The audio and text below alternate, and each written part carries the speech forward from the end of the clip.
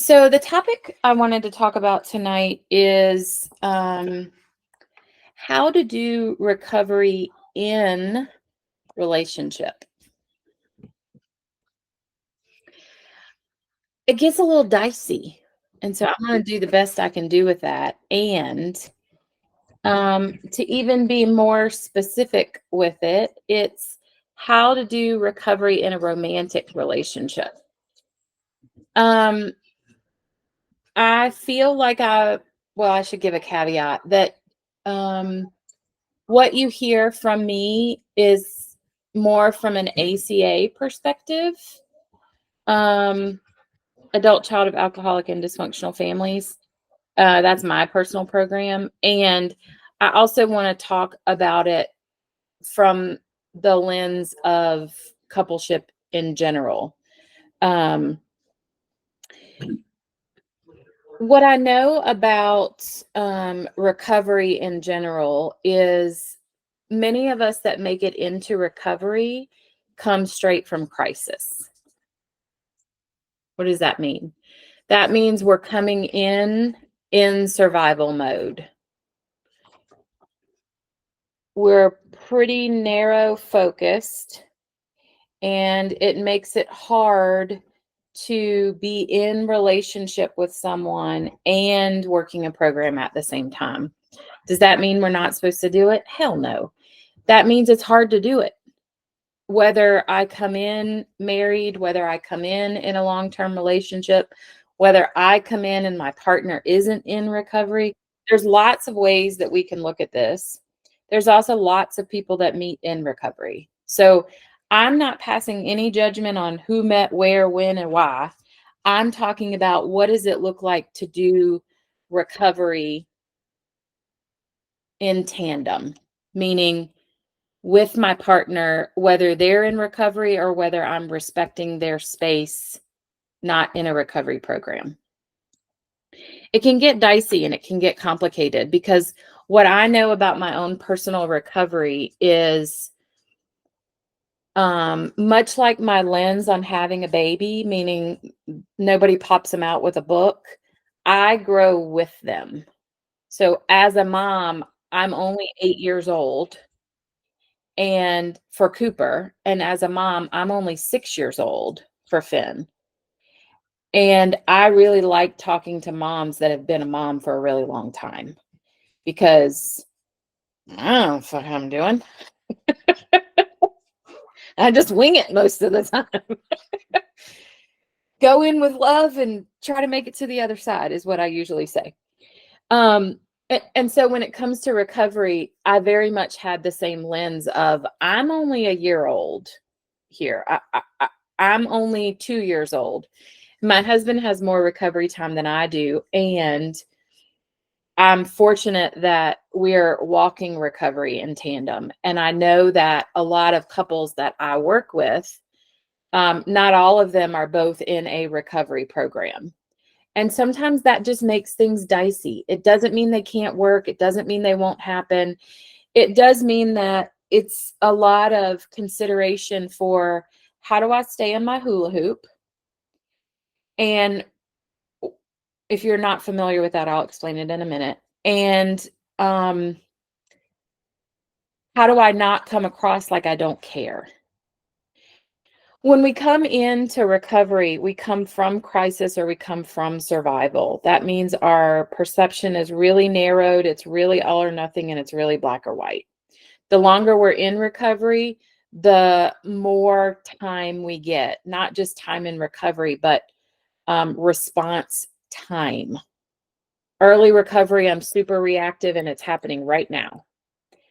The longer I'm in recovery, the more response time I get, I earn, I develop, and I show up differently the longer I'm in recovery. That doesn't have anything to do with who I'm in relationship with. That has everything to do with I'm in relationship with me. Because the more I'm fulfilling my needs, the less I'm looking for other people to do it.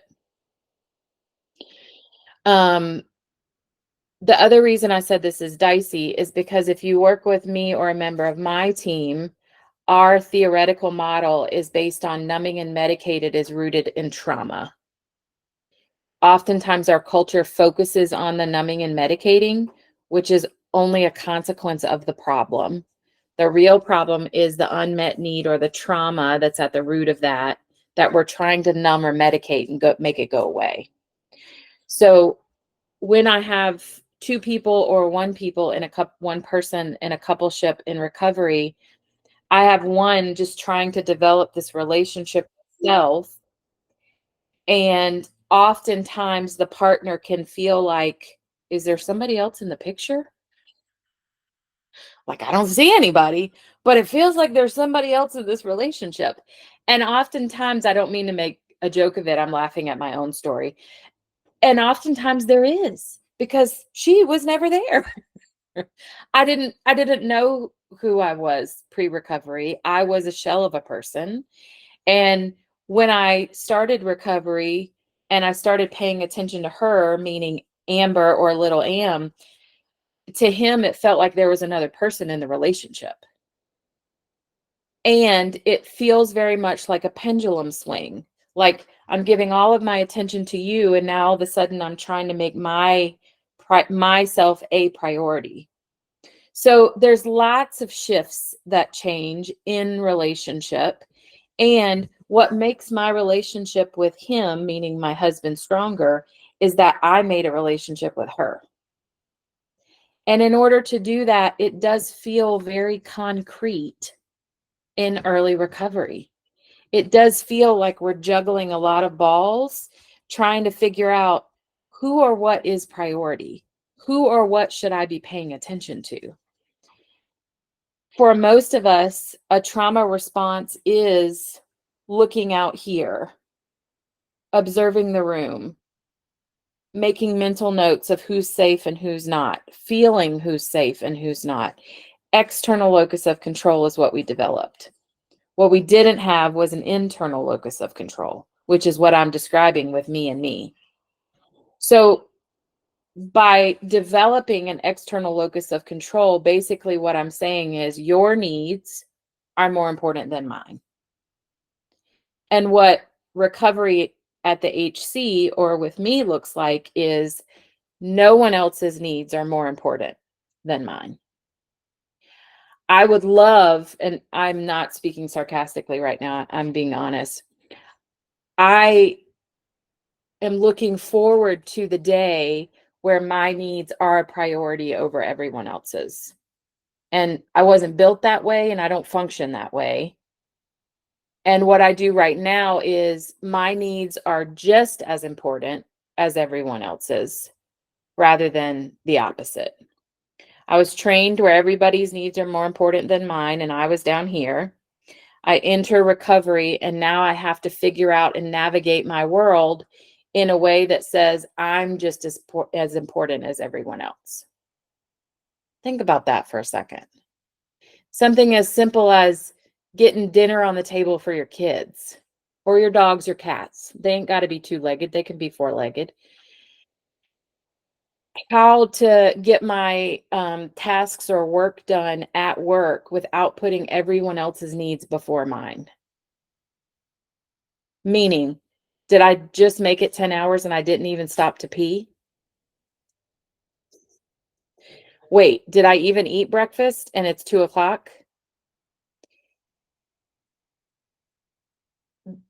I'm willing to bet there's a point in time in your journey where those were things that you had to figure out how to fit them in.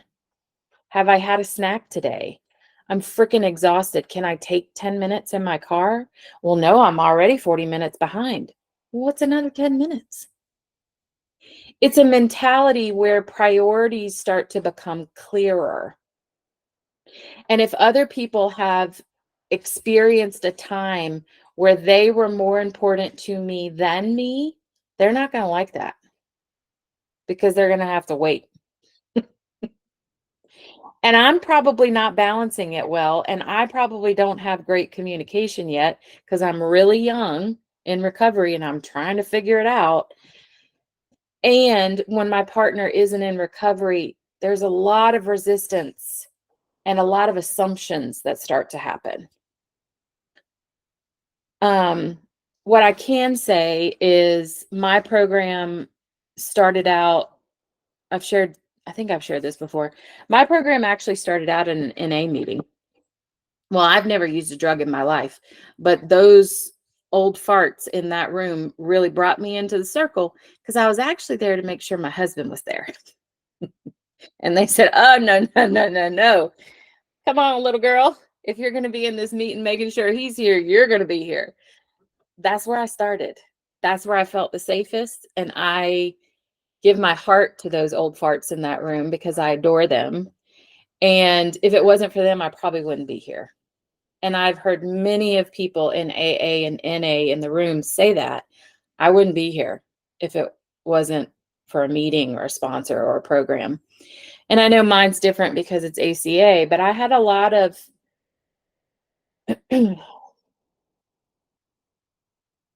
I had a lot of qualifiers to not keep going. And to be in a meeting like that, to be in a community like that, it meant a lot to me that I was seen and heard and that I mattered.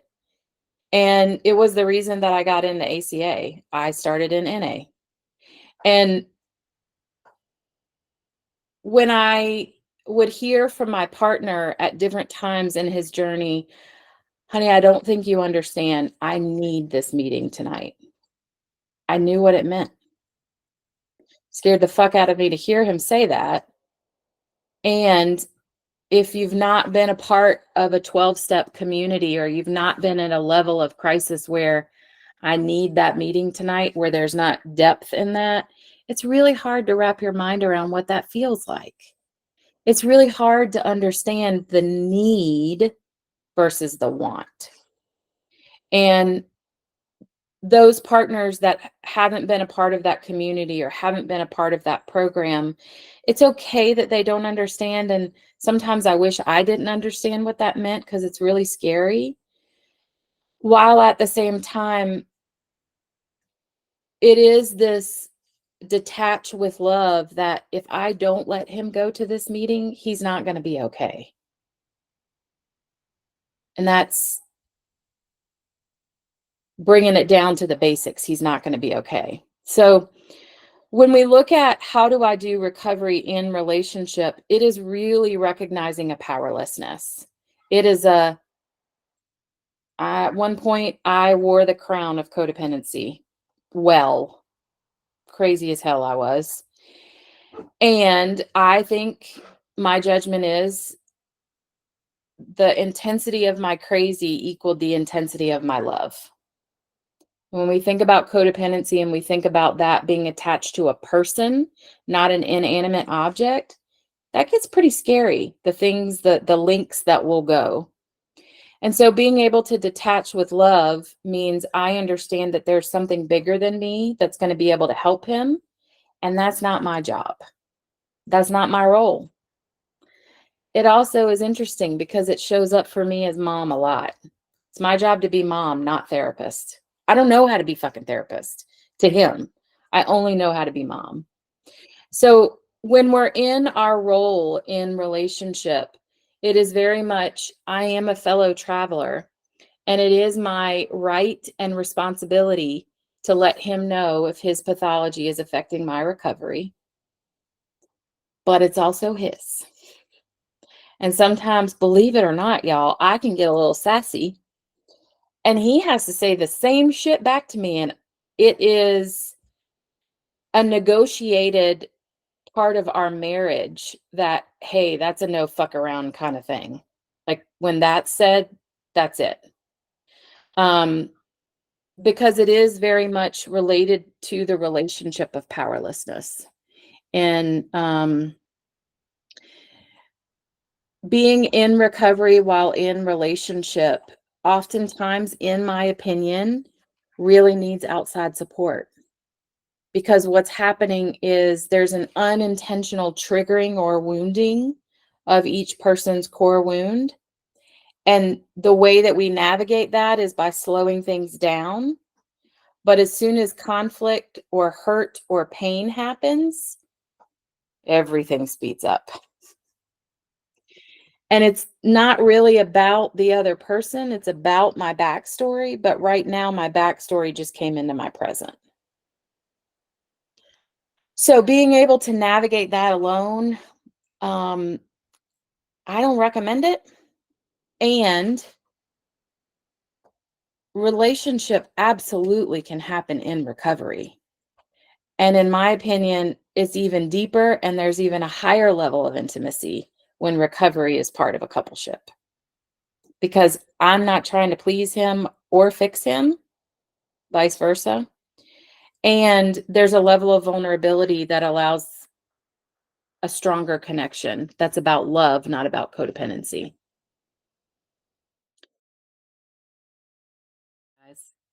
Um, okay.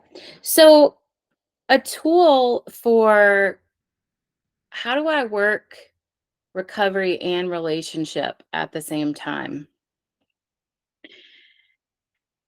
One offer I want to make, and several of you kind of pointed at this, hinted at this, mentioned it.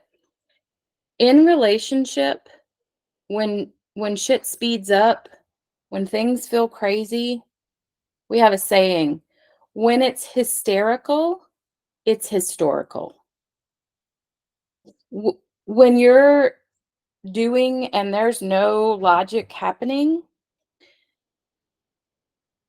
find a way to pause. Because anything after when it's hysterical, it's historical, anything after that is going to be traumatizing. And it's all we know, it's our cycle. It's not intentional, believe it or not. It's not intentional. And it's not always traumatizing to the other person. Sometimes it's me traumatizing me. Sometimes it's me weaponizing me. And what I was saying earlier, that's not always easy to do by ourselves. When we're in that emotional place, I don't know if you've ever tried it, but when I'm in that emotional place early on, I was a steamroller. I know I'm only 5 foot tall, but I can roll it. And that's not helpful. It's not, it doesn't do anything. I don't get any of the outcomes that I want. So I want you to think about when it comes to this tool, I want you to think about, have you ever seen teenagers in healthy conflict? Just think about it for a second. Have you ever seen teenagers use effective communication, speak in I statements, don't speak over each other? Have you ever seen teenagers with great conflict resolution in general? Yeah, me neither. That's who we become when shit speeds up and we get scared. It is the inner child or the inner teen. Whoever is the codependent one that's used to driving the bus and fixing everything, that's who shows up. That's also why it becomes cyclical. There, the argument is never about the laundry. It's not. Or the argument is not about the alcohol, or the argument is not about the acting out, whatever that behavior is. That's really not the core of the problem. What is the core of the problem is whatever that was done to me or whatever that I didn't get that I needed is the core problem. And as long as I keep vacillating back into my inner child or into my inner teen, that relationship is never going to reach the level of intimacy that I want it to be. Because this doesn't reach the level of intimacy that I want it to be. The highest form of intimacy is honesty with self. If I can't even be truthful with me, which, oh, believe me, I still get on that boat every once in a while. I try to convince myself of this shit because that's how my pathology shows up. She's very cunning. She's very baffling and she's very deviant. And that's how I know it's her because I'm not.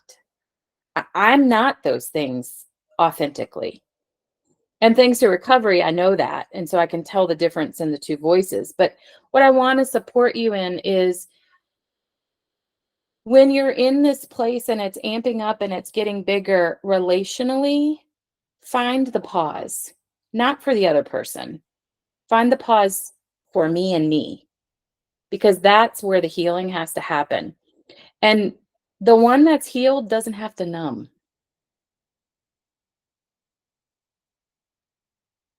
Yeah. The one that's healed doesn't have to numb. I can feel all the feels. I have confidence and worth. I can speak what it is that I need. I know what I need. Um, and I'm whole without needing other people. I want other people, but I don't need them.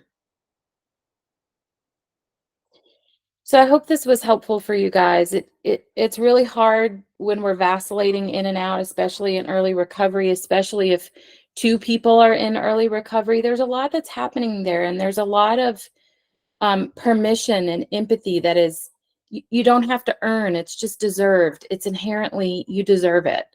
And we get so caught up at times because of the codependency that it really gets in the way. So I hope this was helpful for you guys, and being able to recognize when to slow it down so I can be intentional versus reactive. And I think this was a great topic. I haven't done this one in a while. So if you guys have any other topics that are coming up for you, please feel free to email me, text me, tell me, however you usually communicate with me. Or you can tell your therapist and she'll tell me, because I'd be happy to share on it.